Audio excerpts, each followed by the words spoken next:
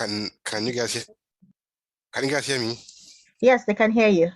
They're muted, but they can hear you. Okay, cool. Can I share my screen? Am I a co-host yet? Yes, you are. All right, cool. So let me just share my screen.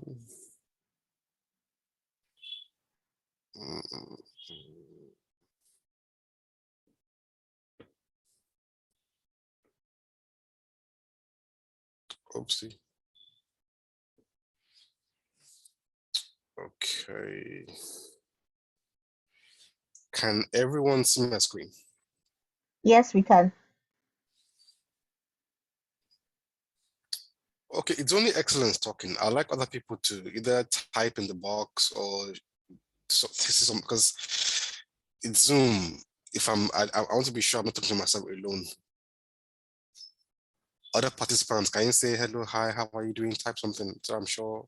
They're in the chat box. Okay, yeah, cool. I can see Precy's iPhone.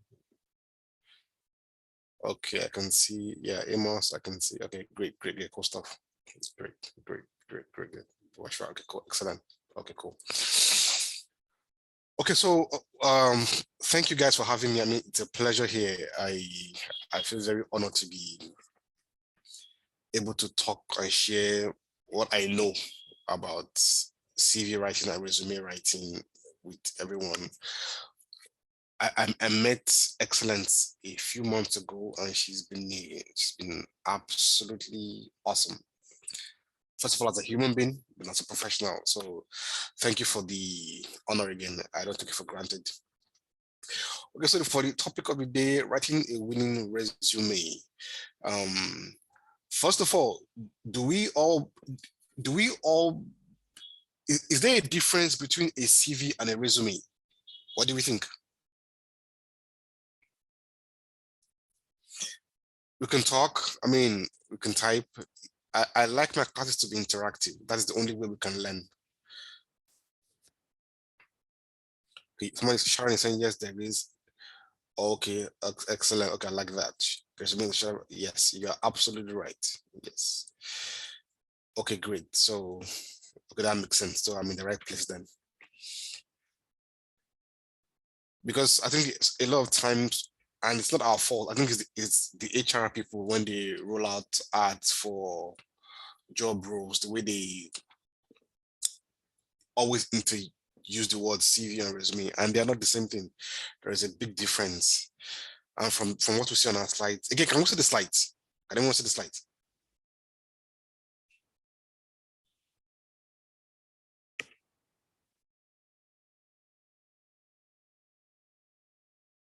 Okay, we can go. Let me just keep this chat box open here for. Okay, so a CV has no length limit, right? It's a detailed account of your career, 20 years career, 40 years career. It has no limit. You can write as many pages as you want. And CVs are mostly for academic purposes, mostly. Meanwhile, a resume is maximum 1 or 2 pages. In fact, if your resume is getting to 3 pages, there's a problem already because nobody will read it. I always tell people, for example, if GT Bank wants to recruit people, or maybe First Bank wants to recruit people, then they say send your CV to careers@gtbank.com or info@firstbank.com. Are we aware that it's a human being that is responsible for that? Somebody in HR that is responsible for that email server that will go and collect CVs there and sort it out, pick out the best and send it maybe to whoever the hiring manager is before they proceed to start calling people. Are we always a human being that is involved in nothing? Answers? Good.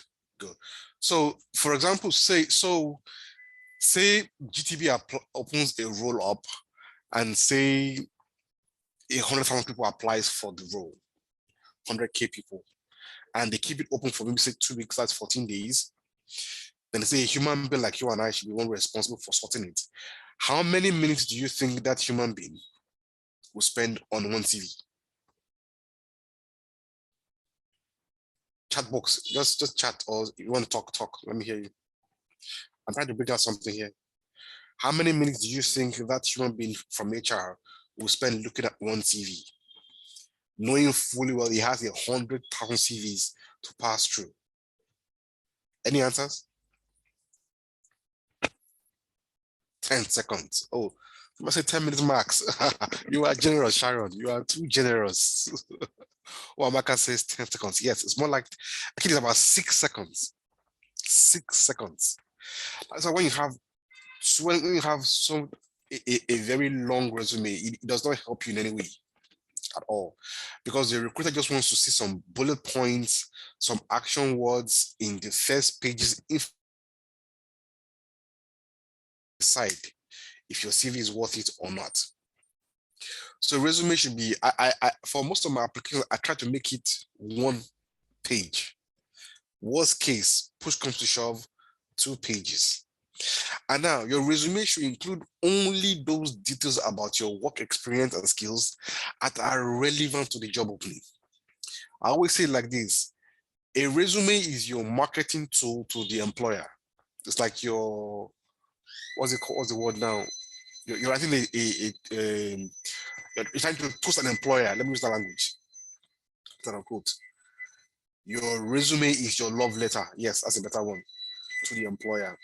So anything that will not advertise you properly, that does not make the employer see you as a good fit, should not be on the CV. And resumes are only used to apply for jobs, only for jobs. So there are key things I've said now. Anything that will not market you properly to the employer as the best fit for that role, avoid putting it in your CV. Am I the only one not hearing? Can anybody hear me? We can hear you. Toria, you might need to go up and come back in. Okay, yeah. Okay, so Charles, you can hear me. Okay, cool. Because a lot of people misconstrue the what the CV actually does. The employer might not see you unless they invite you for an interview or schedule you for a Zoom call like we're having today. But for that to happen, they need to see something that shows that, okay, this person looks like somebody that can join our organization. For that to happen, they need to see something. That is the resume. Now, anything that you put on that resume has to fit in terms of your experience, your background, anything. So in the next slides, we'll be seeing the sections. So there are a couple of sections that should be, and there's no cast in stone, but these are like guidelines that you have that your CV or resume specifically must have. So it has to have a heading, an objective, experience, education, professional certification, volunteer. If you're applying for all these multinational organizations, Facebook, Amazon, Google, Microsoft, Oracle, all these big corporations, they love volunteer experience. So if you served in a church before, you served through NYC, you're a platoon commandant, you did something, I mean, anything, put it in your CV. Then acquire skills and competencies, interest, and referees. Referees might not apply to you if you have enough experience. Later on, they might ask for that. But these are typically the sections that a CV will have. And somebody will ask you, how can we have all of this and it's one page? You will see in a bit.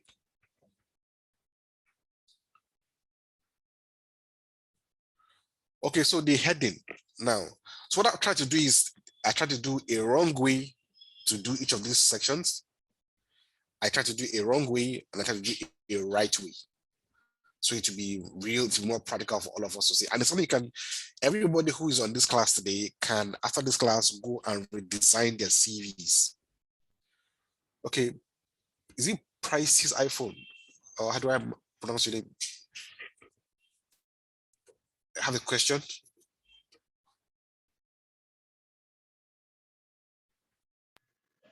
No, her hand was up since. She wasn't requesting. Can I continue?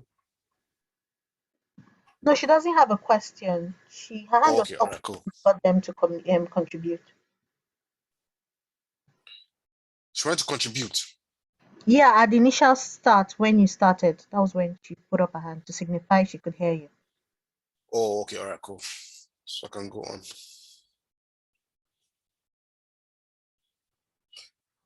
Okay, so like I said, I've tried to do it the right way and the wrong way. So for your heading, can somebody tell us why they believe the first one is wrong and why the right one is right? Anybody?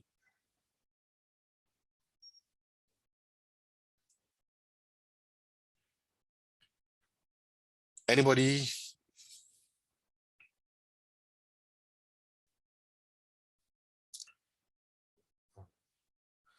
Too detailed and not looking fancy enough to attract. Some organizations may use exactly. Sharon, I like that. Correct.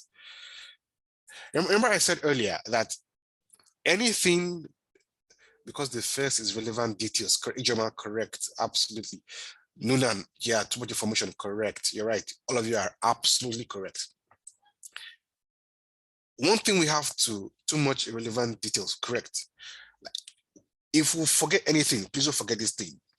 Anything that is on your CV that will not market you properly to the employer, please remove it. It does not belong there. Now, this guy or this person already puts the name, which is fine, address is fine, phone number is fine, email is fine. Now puts gender. What if the person is gender bias? Who's the HR person? They flag you. You put Nigerian. What if the person just been scammed by Nigeria last week? Do you understand? You put your state of origin, Kano. You don't any detail that you put that will not directly make you marketable to the employer, yank it off. So all of these Nigerian date of birth, I mean, single, don't put those things there because people have biases, subconscious. They say, no, I'm HR, I'm neutral. It's a lie. Nobody is neutral in this world. Nobody is neutral. You put married, you put single, somebody is out there going to judge you for being single. Somebody will judge you for being married. You put your date of birth there, it's a problem. All these Gen Z people, all these. So only put the important details that matter. Your name, your contact, your phone number, and your email, end of story. Move on. Is that clear? Any other detail is irrelevant and it is sad, but that's the reality. People are judgmental, people are biased, and some of these things they don't even know. It's inherent. They would have judged you and sidelined you before they say, oh, but that opportunity is gone. So we should not give them occasion to judge us or give them the occasion to sideline us because of the details we put on there. When we get to the interview and they start asking you, are you married? Then you're already in front of the interviewer. You cannot start giving out these details. I'm female, I'm Nigerian, I work in this, I am born this year, that year. At that time, you're already in front of the panel asking questions. You avoid this kind of mistakes. I hope that is clear. Secondly, every resume needs an objective. And the idea behind the objective is to narrow down your focus. Let me ask this question. Do you think or do we believe that one CV is sufficient to apply for any and every job? One CV, once you do one CV, that CV is perfect enough to apply for any and every job. Good. No. Okay. I see two no's here. No. I love this class. Very smart people. Good. One CV cannot be enough. So if one CV cannot be enough, it means one objective cannot be enough. The idea is your objective, and remember I told you we agreed earlier about the amount of time that we somebody said, okay, Wamaka says tweak your CV depending on the job. Excellent. I like that. Depending on the job role, you need to tweak your CV and your objective to suit it, so that you are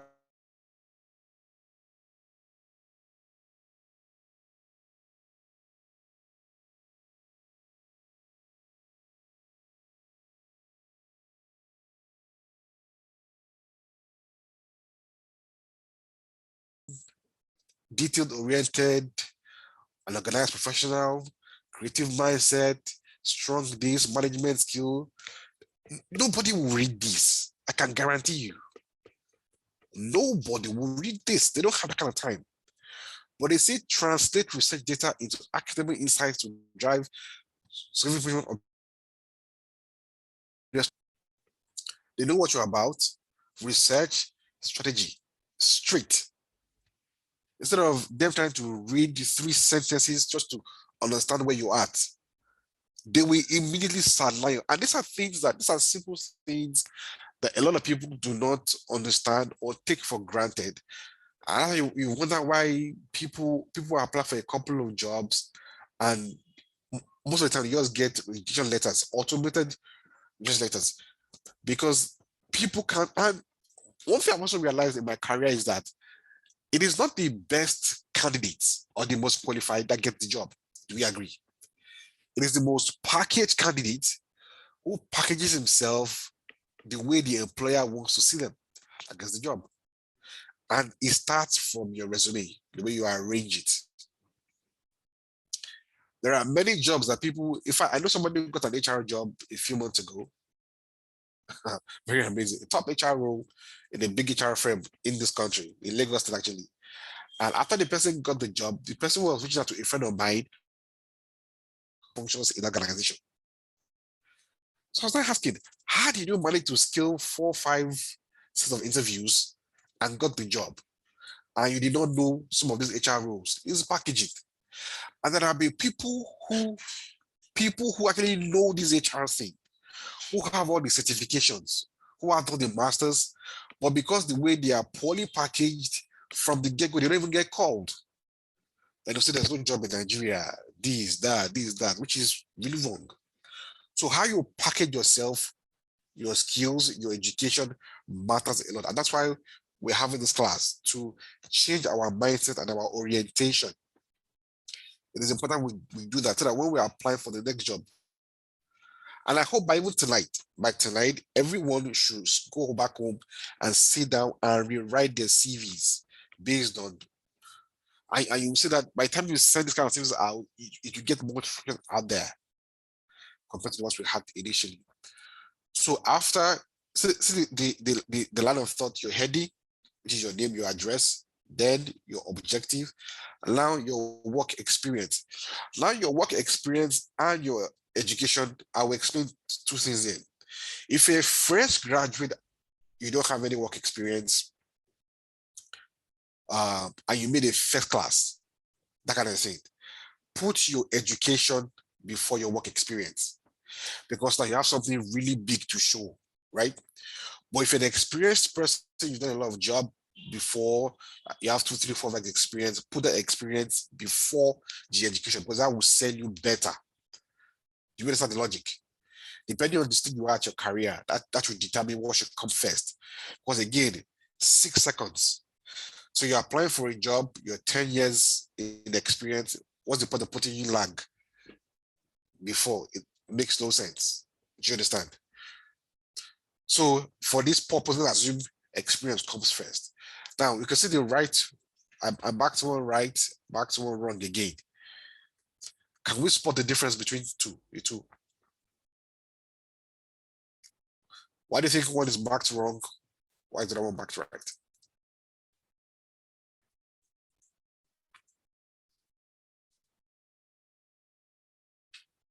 Anybody?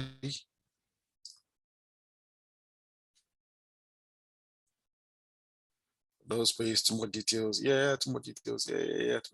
Correct. No arrangement. Yes, correct. Again, everybody is right. And I put something in highlighted in red there. Align with the job description. Make it short, make it precise. Boom. So that anybody reading it, reads it, has a sharp, concise understanding of what you are about. When you start telling the story of your life on the CV, no HR person will read it. I can guarantee you. It's not a biography. They will not read it. They will just pass you on. But when it is, how many of us, even in real life, when you once you read something on a billboard and it's just maybe 4 or 5 words or a line, you want to read it compared to read the whole book. It's just human nature. In your mind, it is shorter to finish that one. So let me read it instead of reading a whole paragraph. So it's just human nature. And since we have agreed, it's too lengthy. In someone is saying, please, I can't get you, sir. Okay. That's in them or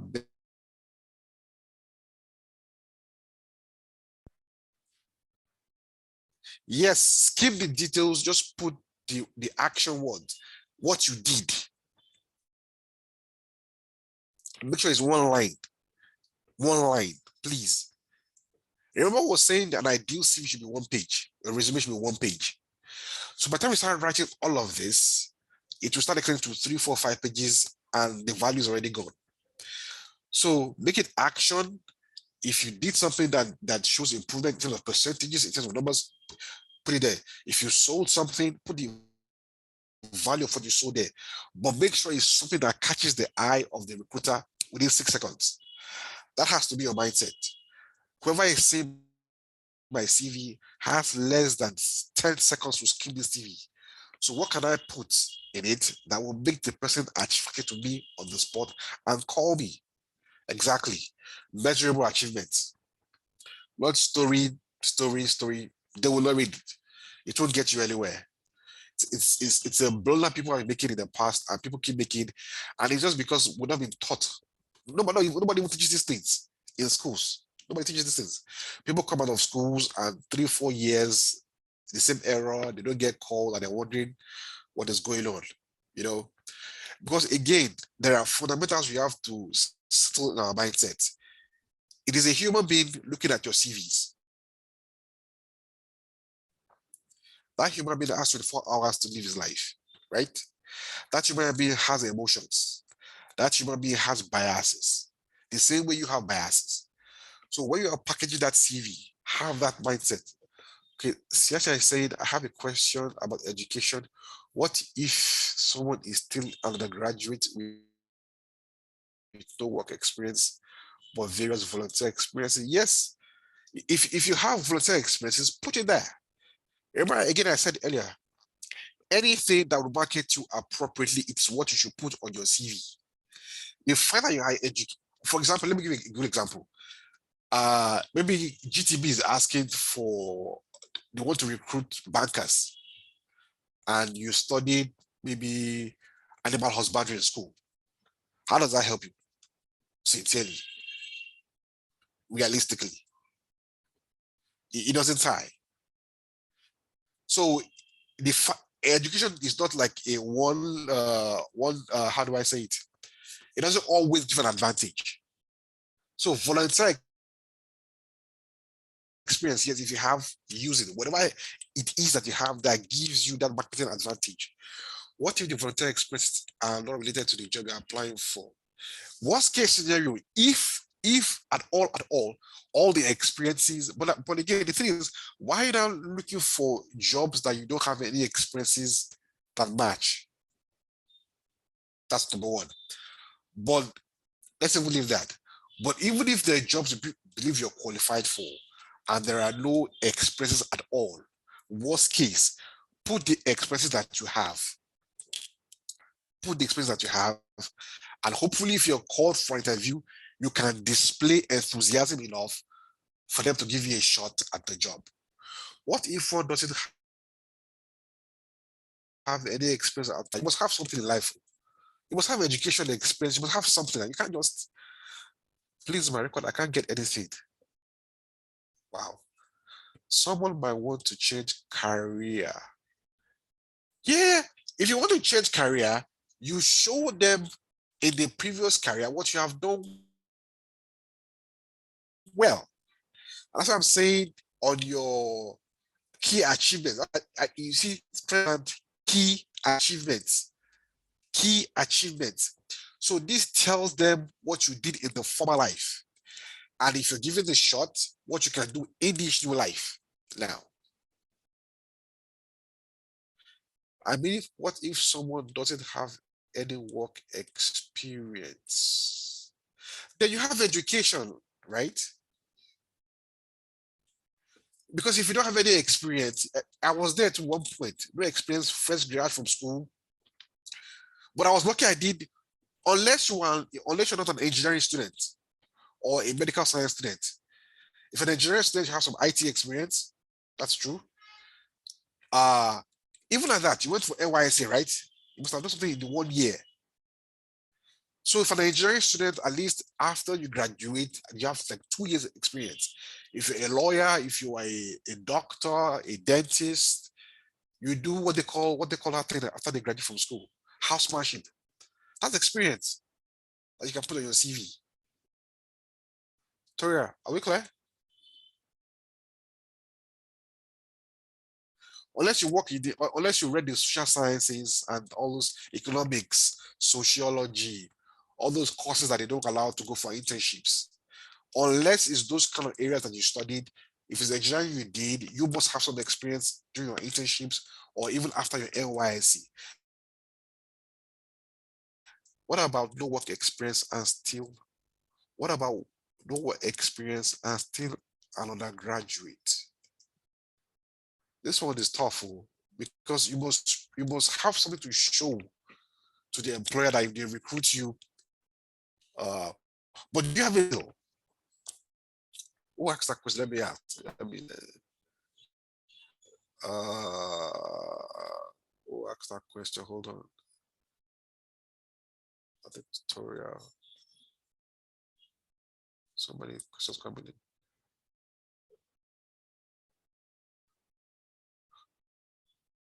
I can't see the question anymore. But if you have no work experience and you're still not a graduate, you must have a skill, right? Yes. That skill is what you should market on your CV.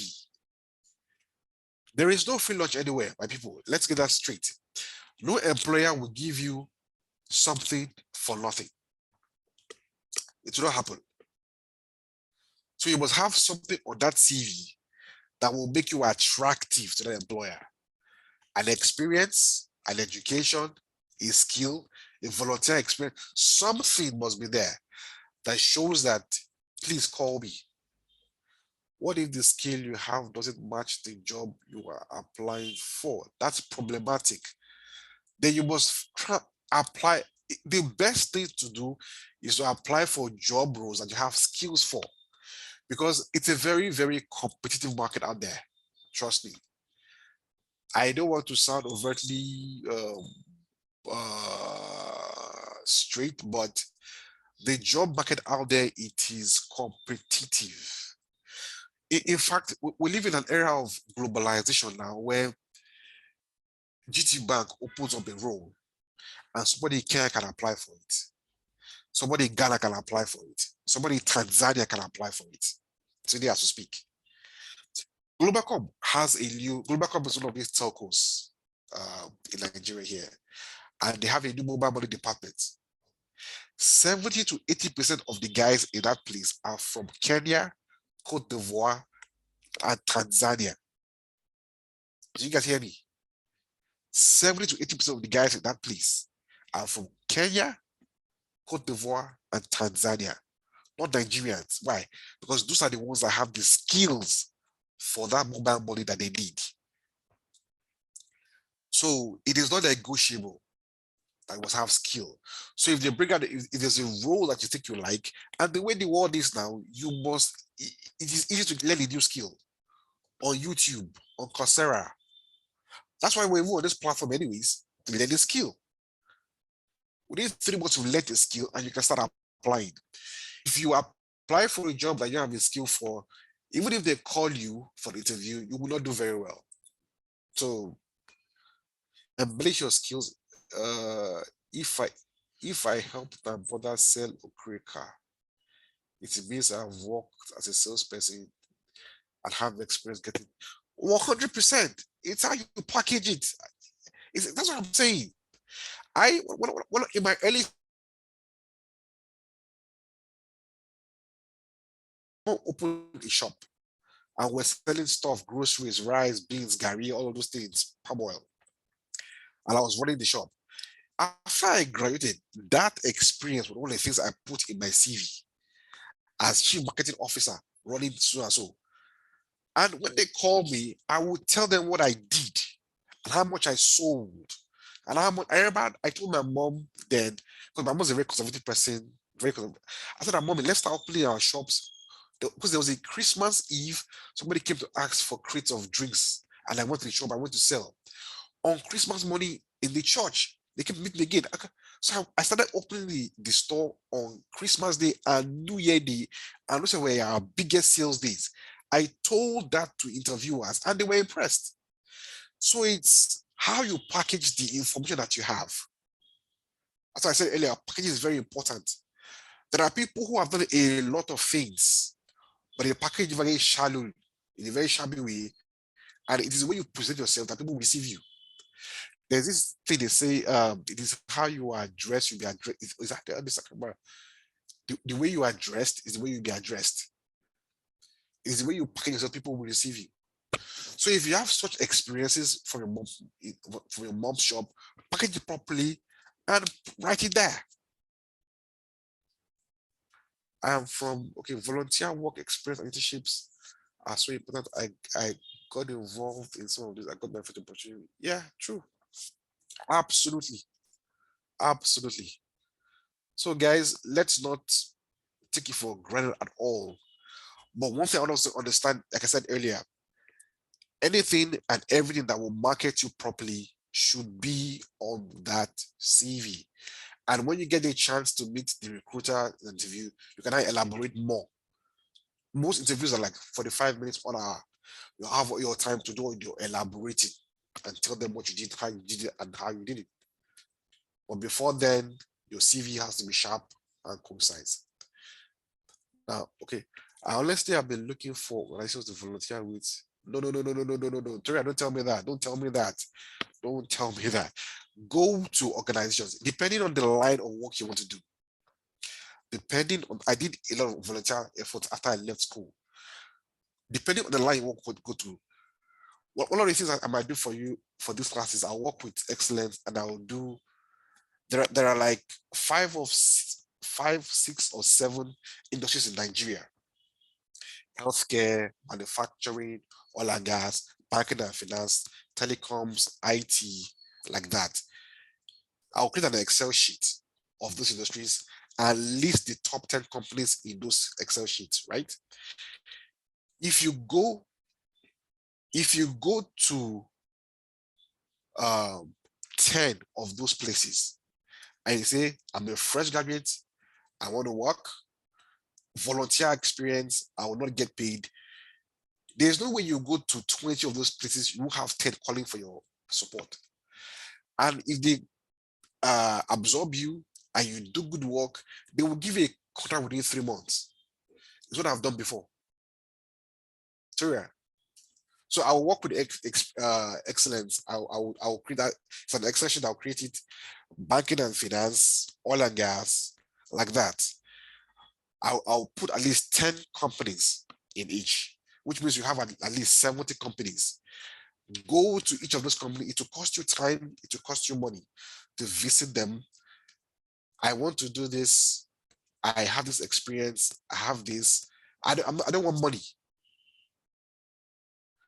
Sorry about that. Go to those organizations with a lot of courage. Yeah, don't be afraid. I used to just think, I mean, like I said, guys, I wish I had enough time to talk to us. Honestly, you will be amazed. Let me give you a very funny story. So I heard that this company called IPNX, they were recruiting. I just heard it. Some of my friends were talking about it. So the office is at Balari Bamusa, Victoria Island in Lagos here. I dressed up, wore my cousin's suit, wore his perfume, took a taxi to And I got online to find out who the HR manager was 5 minutes. It was then one Mrs. Ambiola. Can this be done remotely? Not remotely wouldn't work on, wouldn't fly. Because can you imagine how many people trying to do it remotely? If you go to the office and ask for the HR manager, the man will be wondering, who are you? Who you have this nerve to even come here? I remember I know somebody who finished from Ife, wanted to serve in Lagos, didn't have people to serve. This is a true life story. I I actually told the person to do this. I said, go to Accenture on the island. And how did I know Accenture? I read a document about the head partner of Accenture, Mr. Yinka. I read the document about him. On the document was his email address and his mobile number. So I had that insight. I told this person, go to Accenture, ask for this person, and tell them you would love to work with them for NYSC. This person on a Monday morning went to Accenture on the island. This person was even in Akure, came to Lagos, went to Accenture, front desk and asked for them to see this person. The front desk was wondering, who are you to want to see the partner? And he said, I want to see him. The girl asked him, you have his number, call him. Of course, I'd given her the number. She called the man. The man told her to come upstairs. Please, I will chat you up. Okay. The man said, come upstairs. And told her, look, I don't know you, but I found your documents online. I read this about you. I need a job. I want to serve in Lagos. The man was also curious. Thank goodness, that man also went to Ife. This lady also went to Ife. The girl chit-chatting and the man told her, look, we don't have a space for you here, but I have a friend in Wema Bank. Wema Bank is just opposite Ascension at Marina at the time. Called his friend at the Wema Bank and got that lady a space for NYC. Boom. Do you know how many people that are sending CVs online to Wema Bank to serve and they didn't get an opportunity? But this person took the initiative. Boldness. You have to go and be bold. It's a tough market out there. You have to. So it works. So if you go out there and you meet people, not everybody will accept you. That's a taking. Not everybody will say, come in. But there are some that want to listen to you and target and focus on those. I used to do it those days. Those days I used to go, I live in Lagos. Every Tuesday and Thursday, I'll go out to look for people. Every Tuesday and Thursday. Every Tuesday and Thursday. So we can adopt uh,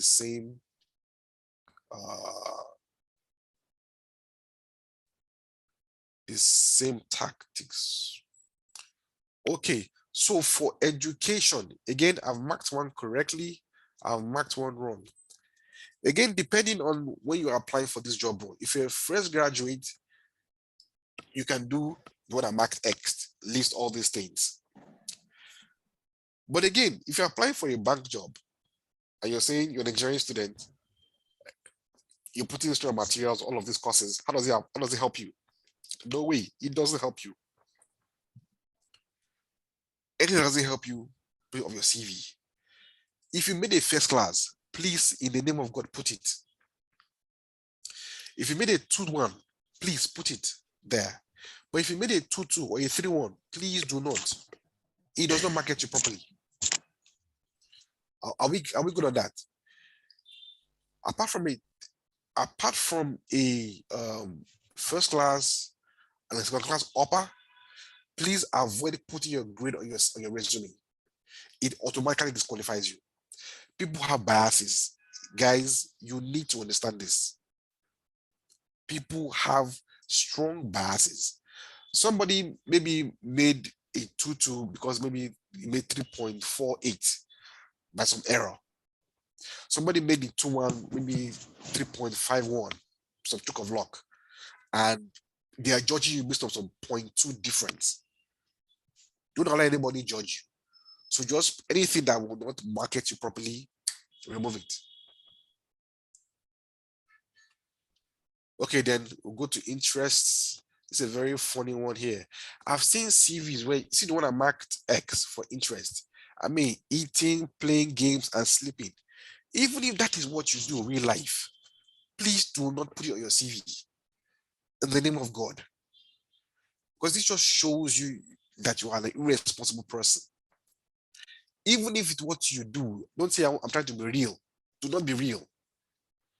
Put something that shows that you're a serious person. You like to read, you like to travel, you like to walk. I like to play PlayStation. I'm on Instagram.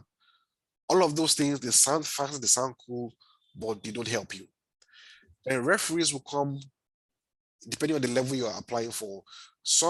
Most of these companies, PwC, KPMG, those traditional companies will usually ask for referees, but most will not until maybe they want to give an offer letter. Then in terms of skills, thank God this is a skill-based webinar. You cannot overemphasize the need for skills. And on your resume, put your skills there. Even if there are skills that you are still learning, put it there. I'll say it again. Even if it's skills that you are still learning, put it there. When you get to interviewers place and they're asking you, tell them in 2 months' time you will completely learn the skill. Explain it at that point, but don't let somebody else who has no experience, who doesn't know half of what you know, go and get a job because you decided to mark yourself down. I hope we are clear on this. I'm trying to rush because of time. Okay, then the cover letter part of things.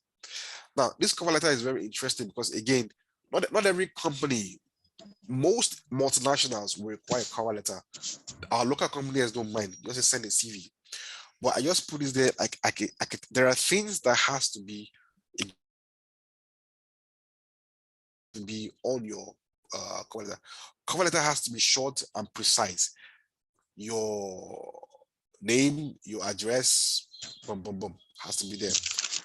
Then the first line, let the hiring manager know what you're applying for.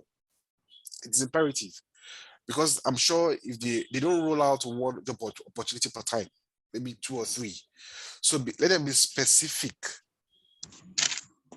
I'm applying for the role of accountant. I'm applying for the role of this, for that.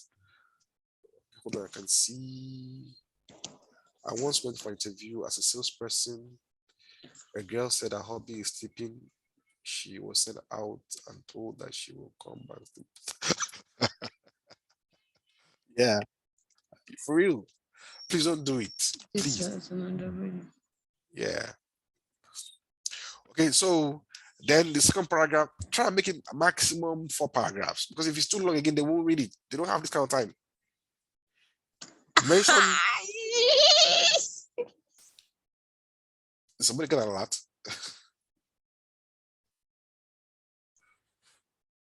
I mean, so what was I saying? So mention what the role you're applying for. In your second paragraph, mention what you have to offer. Then suggest a time to make a call. Very short, straight to the point, and you're good. But again, most local companies don't ask for cover letters. It's mostly the multinational companies that will ask for cover letters. That kind of thing. And if you're applying on LinkedIn, I would also say one of the wait, I didn't even start. Wait, hold on. How many of us have a LinkedIn profile here?